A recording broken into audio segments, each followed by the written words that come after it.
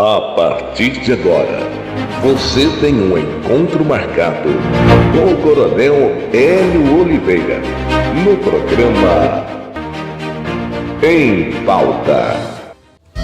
Olá pessoal, hoje no Em Pauta, Coronel Hélio Oliveira com a minha amiga Lenice Moreira, professora, escritora, doutora da área do direito. É um grande prazer, Lenice, tomar um cafezinho contigo. Para mim, maior ainda, meu caro amigo. Uma delícia estar aqui. Me fala um pouquinho, quem é Lenice? Quem é Lenice Moreira? Lenice Moreira é uma potigucha. Uma gaúcha que escolheu morar no Nordeste, sobretudo morar em Natal, nesse lugar maravilhoso. Eu digo que é dois Rio Grandes num só coração. É o Rio Grande do Sul e o Rio Grande do Norte. Como eu detesto o frio, eu escolhi essa cidade bela e criei raízes aqui, porque hoje tenho meu esposo que é daqui, o meu filhote, então assim, não passo mais frio, só vou passar férias no Sul. Oh, que delícia essa terra, né? Me fala um pouquinho dos seus livros. Você era foi citada pelo STJ, pelo STF. Fala um pouquinho do próprio Tribunal TRF4. Como é que é a sua relação com essa parte dos livros? Meu caro amigo Hélio, eu, em razão do magistério, das pesquisas, né, a gente já coordenou o grupo de pesquisa, do mestrado e do doutorado, né, que a gente fez no Rio Grande do Sul, mestrado em Direito e aqui doutorado em Ciências Sociais. Então, como fruto dessas pesquisas, a gente publicou o primeiro livro, que está na segunda edição, pela editora Saraiva. Esse livro que foi citado pelo Leandro Paus, desembargador? Sim, esse livro, ele, graças a Deus, já foi citado pelo desembargador Leandro Paulsen, do TRF da 4ª Região, que é aquele que se tornou famoso, né, porque tornou Lula 17, né? Tá certo. Por 2 vezes, né? Enfim.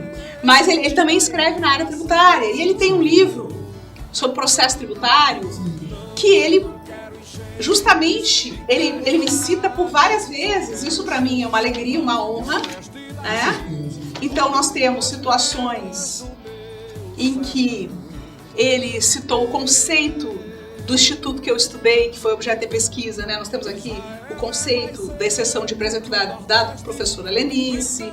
E aí vários tópicos aqui ele cita o nosso livro e eu agradeço por ter sido selecionada, né? Graças a Deus. Enfim. E esse livro também já foi objeto de recomendação pelo programa Iluminuras no Supremo Tribunal Federal. Esse programa do STF que citou no Iluminuras, ele falou sobre o quê? Quem é o público dele? São os juristas em geral, né? Promotores, advogados, ministros. E também existe um programa de debate em sociedade, então a sociedade também participa, né? Bastante interessante. Agora vamos vir para Natal, doutora. Eu quero falar com a senhora um pouquinho sobre Natal. A senhora já falou dos seus livros, da sua escrita, das suas referências biográficas, mas eu gostaria de falar um pouquinho da pauta de Natal. Sim, vamos claro. discutir Natal? Mas é lógico. Vamos falar um pouquinho sobre o quê? Vamos falar sobre plano diretor de Natal? Como é que a senhora está atuando? Eu soube que a senhora tem uma participação ativa no plano diretor. A senhora também fala sobre os tributos, esse excesso de tributos que o executivo tem cobrado e o legislativo tem ficado silente nessa situação. Queria escutar um pouco da senhora sobre Natal. Pronto. Então, essa cidade é uma cidade extraordinária, né? Ela poderia ser a Cancún do Brasil, mas não tem sido bem gerida, né? Eu acho que desde sempre, e ultimamente isso tem se agravado, né? Os gestores públicos não têm vergonha na cara de aplicar o dinheiro tão suado do povo natalense, que paga altíssimos impostos, não tem aplicado corretamente em políticas públicas que beneficiem o povo natalense, né? E aí, veja só, você falou das audiências públicas que tivemos para discutir o plano diretor. De fato, nós fizemos parte, participamos na Zona Norte, na Zona Oeste, na Zona Leste, exatamente para dar sugestões, juntamente com um grupo enorme de pessoas ativistas da direita, né? Vários colegas também pré-candidatos, como o Reni e outros, né? Muitos estivemos lá para garantir que o plano diretor contemplasse o desenvolvimento da Zona Norte, que tem sido condenada ao subdesenvolvimento exatamente por excessos de proibições no plano diretor atual. Então nós lutamos e conseguimos ter a maioria para fazer a mudança no momento em que houver a votação legislativa. Foi um grande momento.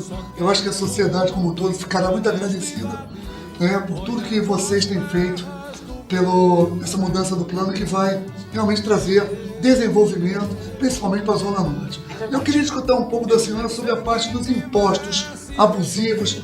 A senhora tem um parâmetro que esse imposto chegou a aumentar até 200% no IPTU, 400% na taxa de lixo. O que a senhora vê a relação aumento de impostos com o retorno da sociedade?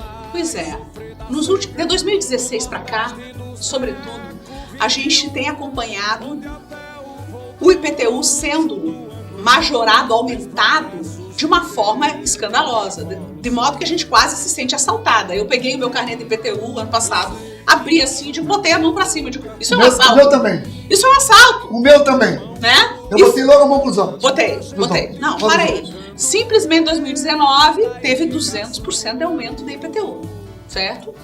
2016, como falei, 2016 para cá, eles aumentaram 400% a taxa de lixo. Vejam, a taxa de lixo é um custo, é um valor cobrado para custear a coleta de lixo. Então ele tem que ser proporcional ao serviço que é prestado. Sim. Então, veja, a gente pagava, classe média, quem tem um imóvel de 100 metros quadrados, um pouco mais do que isso, pagava em torno de R$100 de taxa de lixo. Hoje, aproxima-se a R$500 a taxa de lixo. Absurdo. Imagina que o custo de serviço seja esse.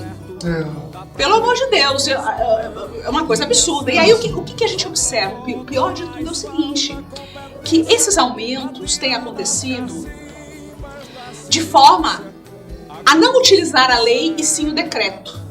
Tá? Então, por exemplo, no IPTU, ao invés de aumentar a alíquota do IPTU, o que eles fizeram?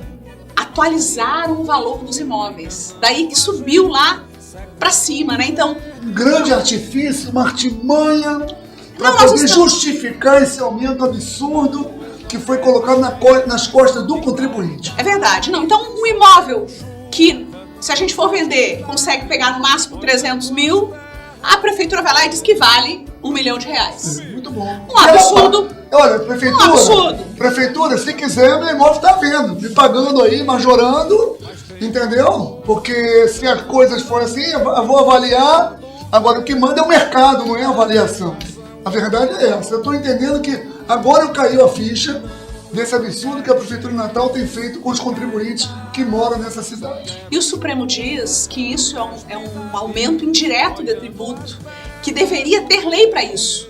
E aí eu fico observando a omissão dos vereadores. Então a Câmara de Vereadores tem o dever de discutir e votar essas questões e não deixar que a vontade unilateral de um prefeito que aumenta de forma abusiva o imposto, isso prevaleça. E o pior, pessoas estão perdendo as suas casas. E os mais humildes, porque a Zona Norte, ela sim teve a maior especulação, né? Então, teve imóveis lá que aumentaram o IPTU 3, 4 vezes, quando a gente vai analisar a Zona Norte. Eu tenho alunos que disseram, professor, eu tinha IPTU que era em torno de R$200, R$300, agora o carnê vem R$1.500, eu ganho 2 salários mínimos. O poder aquisitivo... Vou trabalhar para pagar IPTU. Doutora Vinícius... Não tem condição, não tem condição. Nós estamos chegando ao final do programa, tá? Eu queria lhe agradecer. Agora o programa não encerra aqui, porque tem muito assunto para a gente conversar. Eu percebo que a senhora tem uma riqueza enorme.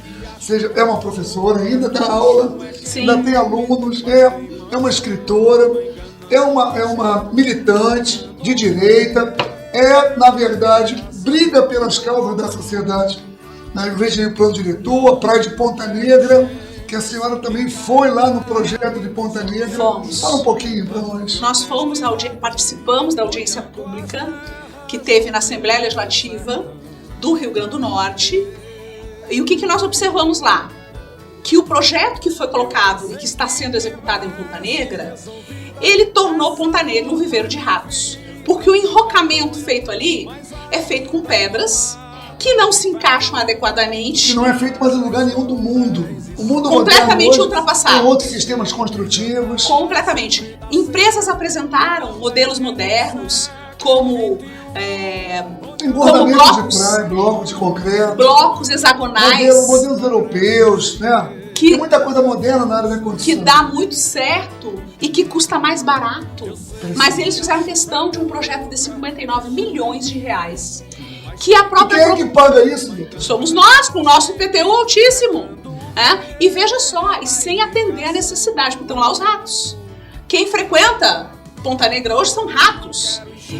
Tanto a questão ficou grave que a própria promotora de justiça tomou a palavra na audiência pública. Nós falamos, vários colegas falaram, Carlão também, que é nosso pré-candidato, também falou, enfim, vários ativistas de direita falaram, e a promotora pegou o microfone e disse assim: eu vou impugnar a obra, porque a obra não está de acordo. Existem muitas irregularidades, inclusive com suspeita de desvio de finalidade, para não dizer outra coisa, né?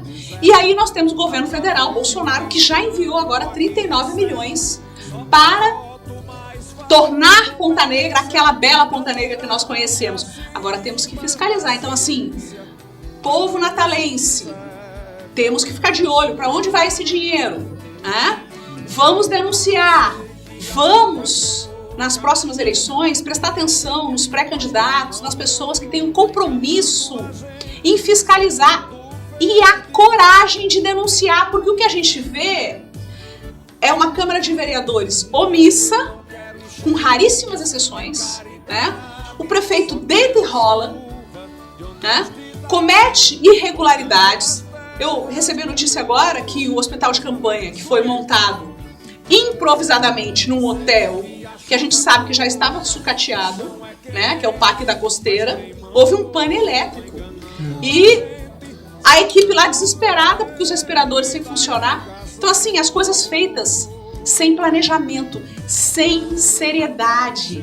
Então eu vejo assim que falta vergonha na cara desses gestores, falta vergonha na cara dos atuais vereadores, que não agem, que ficam quietos diante desses absurdos.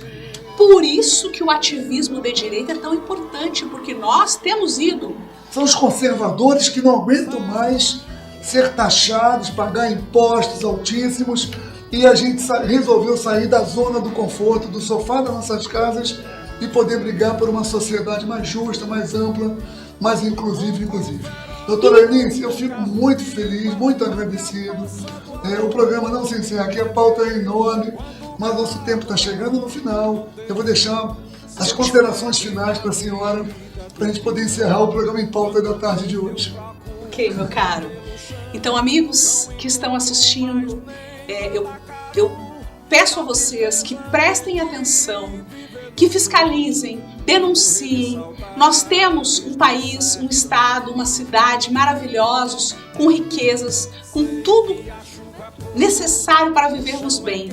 Mas se continuarmos com esses gestores que aí estão, com os sanguessugas que aí estão, né? Com uma Câmara de Vereadores que tem 565 cargos comissionados, e se nós compararmos com a Casa Branca, que tem um pouco mais de 300 e são concursados, não tem imposto no mundo que consiga suportar o custo de uma máquina ineficiente e corrupta como essa. Então, vamos mudar tudo isso. Natal merece muito mais. Natal merece prosperidade, merece que a beleza que foi entregue por Deus para essa cidade seja valorizada e que seja um grande espaço de turismo e de progresso para todos nós. Quero agradecer a oportunidade. Muito bom. Gente, a gente vai ficando por aqui. Agradeço a vocês e até a próxima, se Deus permitir. Revolução. Eu sei que a chuva é pouco